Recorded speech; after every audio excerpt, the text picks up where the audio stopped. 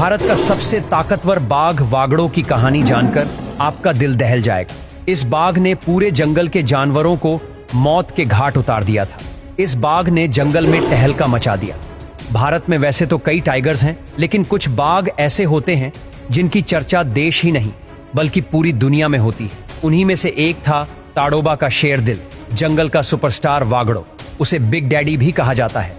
उसकी ताकत, उसके प्यार और उसके पिता जैसे स्वभाव की जितनी तारीफ की जाए कम ही होगी। वागड़ो न केवल ताकतवर था बल्कि उसका दिल भी बहुत बड़ा था। एक समय था जब लोग सोचते थे कि बाघ जैसे जानवर केवल हिंसा और खून खराबा ही करते हैं, लेकिन वागड़ो ने यह सोच ही बदल दी। उसने इंसानों को दिखा दिया कि बाघों में भी एक नर्म दिल होता है जो प्यार और परिवार की अहमियत समझता है।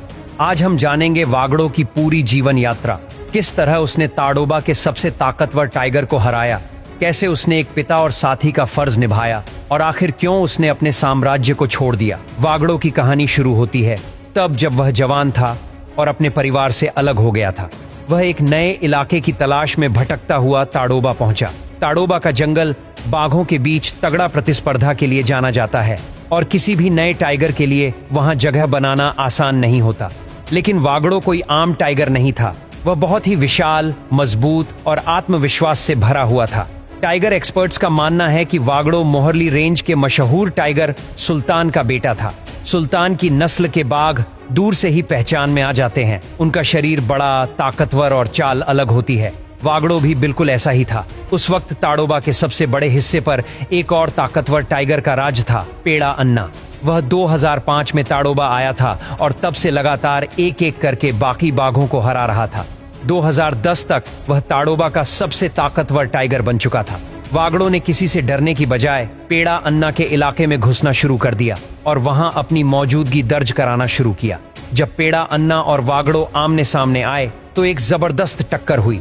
यह जंग लंबे समय तक चली और आखिरकार जीत हुई वागड़ो की। ताड़ोबा में वागड़ो का खौफ इस कदर था कि कोई भी दूसरा टाइगर उसके इलाके में घुसने की हिम्मत नहीं करता था।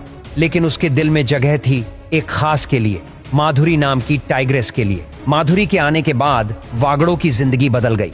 वह उसके साथ ज्यादा समय बिताने लगा और दोनों की जोड़ी जंगल में मशहूर हो गई। इतना ही नहीं, वागड़ो के पास 8 टाइग्रेस थीं, लेकिन वह सच्चा प्यार सिर्फ माधुरी से करता था। कुछ महीनों बाद वागड़ो और माधुरी के बच्चे हुए। उनमें सबसे फेमस थीं 4 बेटियां, सोनम, गीता, मोना और लारा। ये चारों तेलिया गैंग के नाम से जानी जाती हैं और उन पर एक मशहूर डॉक्यूमेंट्री टाइग्रेस ब्लड भी बनी। वागड़ो अपने बच्चों से बहुत प्यार करता था और हमेशा उनकी रक्षा करता था। आमतौर पर मेल टाइगर्स बच्चों की परवाह नहीं करते, लेकिन वागड़ो अलग था। वह एक परिपूर्ण पिता था। 2015 में ताड़ोबा में एक नया टाइगर आया, बजरंग। वह बहुत ही ताकतवर, मस्कुलर और आत्मविश्वासी था। आते ही उसने वागड़ो के इलाके में घुसकर उसे चुनौती दे दी। पहली लड़ाई खास नहीं हुई, लेकिन सभी को लगने लगा कि अब तक की सबसे बड़ी टाइगर फाइट होने वाली है। लेकिन तभी कुछ ऐसा हुआ जिसकी किसी ने उम्मीद नहीं की थी। माधुरी अब मोहरली रेंज छोड़कर दूसरी जगह चली गई। वागड़ो उससे इतना प्यार करता था कि उसने अपने पूरे साम्राज्य को छोड़ दिया और माधुरी के पीछे पीछे चला गया। बजरंग ने मौका देखकर वागड़ो की गद्दी संभाल ली। अगर वागड़ो नहीं गया होता तो शायद हमें इतिहास की सबसे बड़ी टाइगर फाइट देखने को मिलती। 2017 के बाद वागड़ो को ताड़ोबा के बफर जोन में देखा जाने लगा। वह अक्सर एक झील के पास आराम करता था।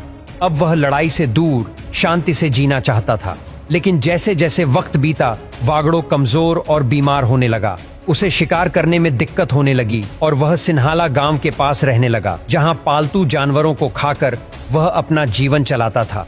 2022 के मई महीने में उसकी हालत बहुत खराब हो गई। 23 मई 2022 को 18 साल की उम्र में वागड़ो ने इस दुनिया को अलविदा कह दिया। उसकी बॉडी सिन्हाला जंगल के पास बफर जोन में मिली। वागड़ो सिर्फ एक टाइगर नहीं था, वह एक प्रेरणा था। उसने इंसानों को यह दिखाया कि बाघ सिर्फ शिकारी नहीं होते, वे प्यारे साथी, समर्पित पिता और निडर योद्धा भी हो सकते हैं। उसने 30 से अधिक टाइगर्स को जन्म दिया और टाइगर प्रजाति को आगे बढ़ाने में अहम भूमिका निभाई। उसने जंगल को एक नई पहचान दी और इंसानों को बाघों की दुनिया के और करीब ला दिया। तो दोस्तों, वागड़ो की यह कहानी आपको कैसी लगी? क्या आपने पहले किसी ऐसे टाइगर के बारे में सुना है जो ताकतवर होने के साथ साथ इतना भावुक और संवेदनशील भी हो?